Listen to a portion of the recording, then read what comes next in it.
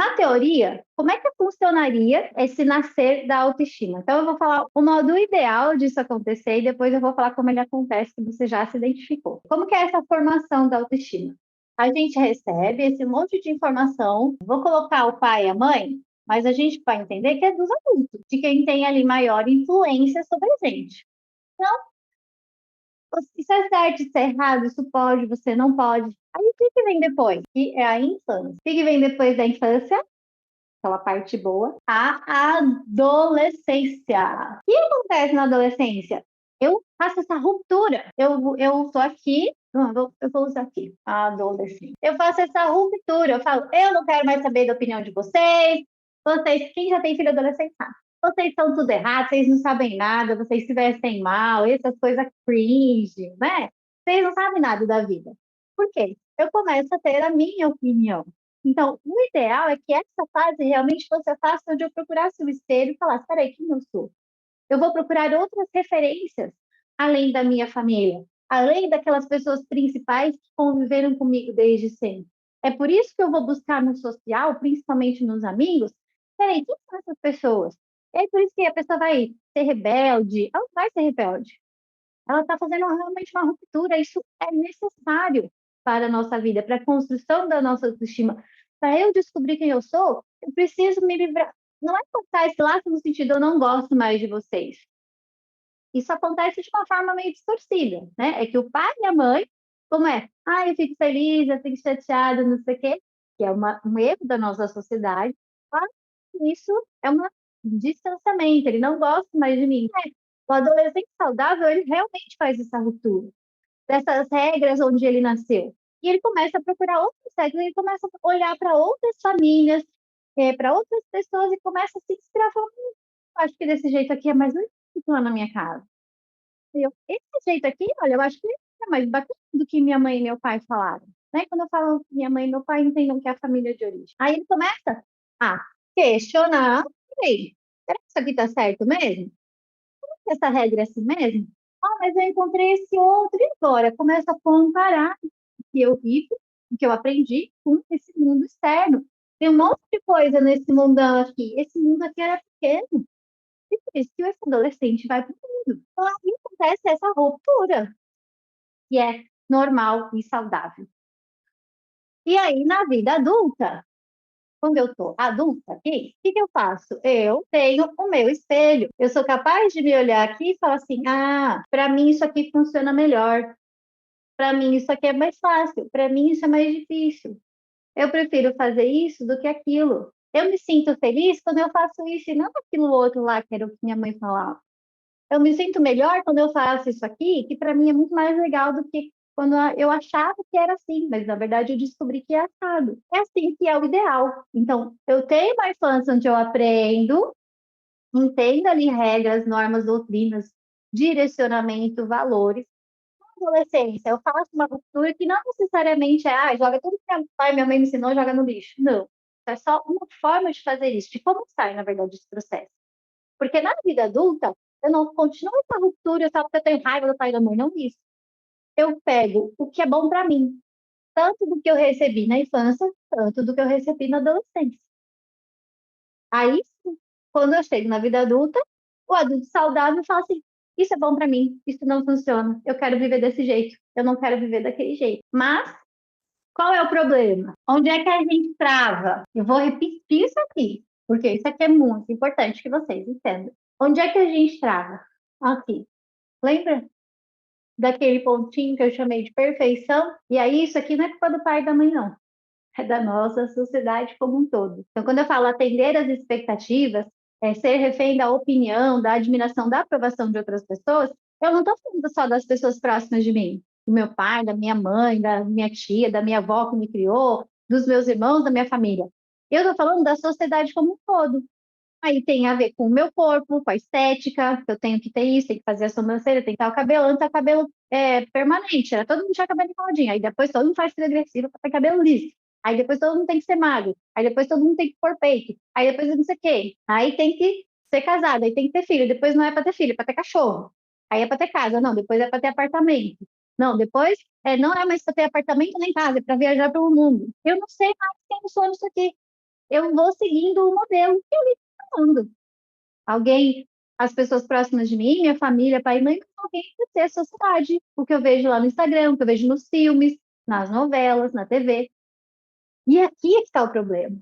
Porque enquanto eu não me liberto disso, não adianta o meu pai, a minha mãe, a Gabriela, que é terapeuta, não adianta eu fazer terapia, não adianta eu fazer processo de coaching, não adianta eu assistir todos os vídeos no YouTube, se eu continuo achando que existe um modelo de perfeição. E como eu não estou naquele modelo, todo mundo que está aqui fora está errado. Errado, errado, errado, errado, errado, errado, errado. Tem que ter conserto. Então, aí o que que acontece? Eu sou criança. Aprendi um monte de coisa com os adultos que cuidavam de mim, que deveriam saber cuidar de uma criança, gente. Mas eu sou mãe. Por acaso, quando você fica grávida, alguém fala como é que você cuida de uma criança? Não, né? Tem gente que vai atrás de mais informação, mas tem gente que não. Tem gente que repete só o que aprendeu. E aí repete errado, né? Se estava errado, repete errado. Aí chega na adolescência, o que acontece com muita gente, tá? Não faz ruptura nenhuma. Não tem ruptura. Eu não corto esse laço com os adultos. Eu continuo presa nesses laços. É ruim, mas por quê? Porque aqui aprendeu o quê? Que a felicidade depende dela, ou que ela só é feliz se tiver ele. Então, começou aqui o problema. E aí, na vida adulta, tenho que caminhar sozinha, porque na vida adulta, teoricamente, a gente caminha sozinha. Eu não consigo me separar da opinião, da aprovação, da admiração dessas pessoas aqui. Tem gente na vida adulta que a mãe morre, o pai morre, e essa pessoa continua buscando a admiração, continua seguindo aquelas regras, continua buscando a aprovação daquelas pessoas. Por quê? Porque ela entendeu aqui que ela precisava disso e ela não teve. É aqui que surgem as feridas emocionais, mas eu não vou entrar neste capítulo agora, isso é assunto para nossas aulas ao vivo, porque o assunto é mais profundo e o buraco é mais embaixo.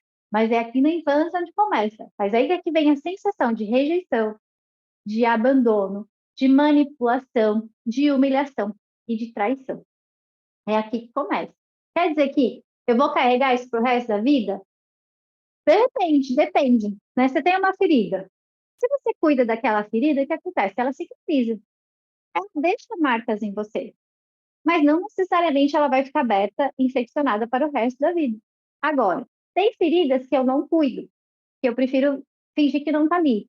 Eu ponho um esparadrapo, enrolo lá num pano e prefiro fingir que não está ali. Aí o que que acontece? Ela piora. E com o tempo ela piora. Eu estou fingindo que não está, e ela vai piorando. E daqui a pouco ela aparece, ela infeccionada, tem que amputar o braço, a mão da pessoa, porque não cuidou daquela ferida. E aí as marcas vão ficando pior. A gente pode cuidar das feridas emocionais, ela vai deixar cicatrizes, ela vai ali influenciar no seu modo até de ser, né, de interagir com as pessoas, de viver no mundo, mas não quer dizer que ela vai doer para sempre.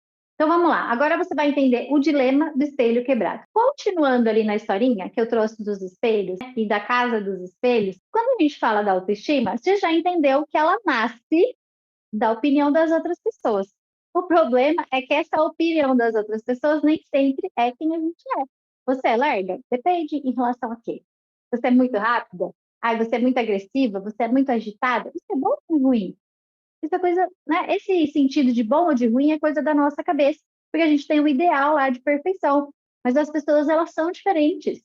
Algumas pessoas são mais agitadas mesmo, e para essa pessoa ficar parada e falar mais devagar, ser mais tranquila e relaxada, isso é bom em alguns momentos, e em outros é mais difícil. E eu não tenho que atingir um ideal de perfeição, eu preciso aprender a me adaptar a determinadas situações. Vai ter determinadas situações que esse meu jeito de ser vai me ajudar muito e eu vou ser incrível naquela situação, naquele contexto, até nas profissões. E vai ter momentos que eu vou precisar mudar, eu vou ter que fazer um esforço maior. Não é mudar quem eu sou, é fazer algum esforço e algumas adaptações. O problema não está nisso, em quem eu sou. O problema está em o que eu acho sobre quem eu sou, que é esse ideal de perfeição e o que é certo e o que é errado, o que é bom e o que é ruim. Aí é que a gente tem esse problema. E onde é que entra o dilema do espelho quebrado? Quando a minha autoestima ela nasce da opinião do outro, é como se eu não tivesse espelho. Você concorda? Parece que tem o espelho na minha frente, mas na verdade eu não tenho. Eu estou olhando para as outras pessoas. O que você acha? O que é que você pensa? Está certo? Ah, isso aqui está errado. Ah, fulano disse que está errado. Não, fulano não gostou. Aí é melhor eu não fazer. Então eu falo, a gente acha que tem um espelho na mão, mas é como se esse espelho tivesse quebrado. É como se eu não conseguisse me enxergar ali de quem eu sou. E aí eu fico perguntando, eu falo, fico refém da opinião das outras pessoas. E o problema é que não é só opinião. Lembra que eu falei que a gente coloca sentimentos em cima? Então, a mamãe ficou feliz, a mamãe ficou brava, o papai ficou feliz, o papai ficou bravo, a vovó vai ficar feliz, a vovó vai ficar chateada. Eu começo a achar que eu preciso fazer as outras pessoas felizes. Se esse é o propósito na vida, se todo mundo não estiver feliz com tudo que eu estou fazendo, então é porque eu estou fazendo tudo errado. Esse dilema do espelho quebrado é, eu tenho ali, vamos supor que eu tenho aqui na minha frente, ó, nessa tela, um espelho. Mas na verdade ele não está inteiro. Ele está quebrado, ele só tem alguns fragmentos. Mas eu fico tentando olhar para esse espelho, mas eu não consigo me ver completamente. E aí eu falo, olha, eu não estou vendo esse pedaço aqui, o que você acha? Ai, fulano, esse pedaço aqui está faltando, o que você pensa? Então, a nossa vida, a gente acha que tem espelho, porque a gente acha que sabe sobre a gente acha que se conhece, a gente tem um monte de pensamentos, rótulos sobre quem a gente é, mas na verdade a gente não tem. A gente tem um espelho quebrado, a gente tem vários pedacinhos espalhados, e alguns nem são nossos, nem tem nada a ver com a gente. Este é que é o problema. Quando eu faço isso, é onde gera incerteza, aquela dúvida sobre quem sou. É quando eu gero esse espaço para que o outro dê opinião na minha vida. É onde se o outro não me aprovar, eu me sinto insegura. Então é aqui que começa a insegurança. Na verdade, eu vou colocar incerteza primeiro. Então, por quê? Primeiro é incerteza. Quem eu sou? Depois eu começo, mas será que tá certo? Eu preciso me sentir segura, né? E depois vem a impotência. Mas será que eu posso mesmo? Então, tem esses três aqui, ó.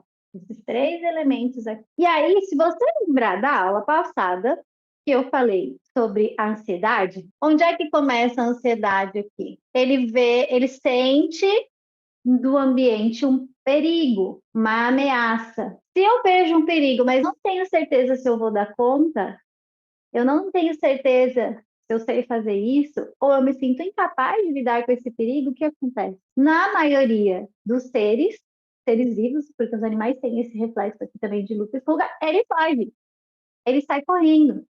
Mas, como no nosso racional não é claro se eu tenho que lutar ou se fugir, eu fico ali parada. Só que esse estar parado acumula um monte de coisa que acontece aqui, que a gente viu na aula passada, mas acumula as preocupações. Será que eu posso? Será que eu consigo? Será que eu sou capaz? Será que vai dar certo? Será que vai dar errado? E se der errado? E se der errado? E se der errado? E se der errado? E se der errado?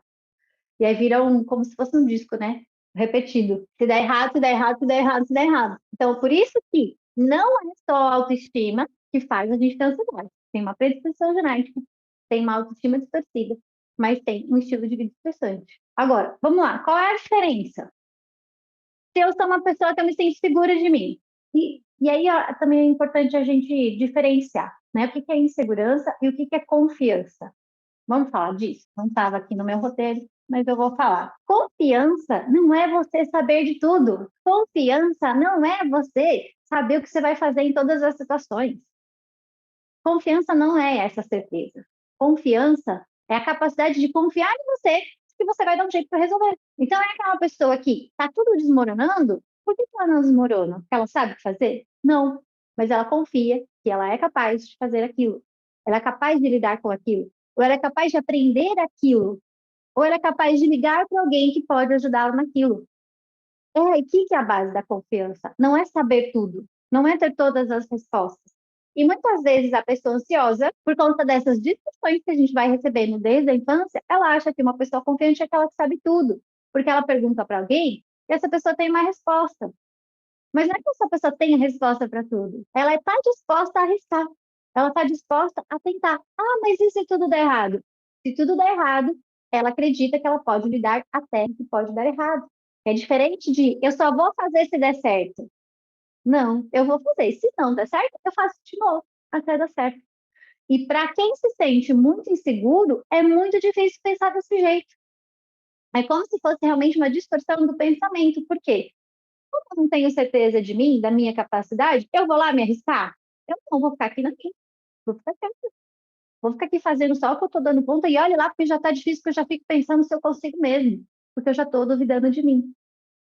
Ficou claro onde está esse imbróglio todo aqui? Se você tiver alguma dúvida, deixa aqui na plataforma de comentários, porque eu vou pegar também essas dúvidas e vou levar para nossas aulas ao vivo. E na próxima aula, vamos entender quais são os sabotadores da autoestima que aparecem com mais evidência na ansiedade. E eu tenho certeza que você vai se identificar com pelo menos um deles. Até a próxima aula.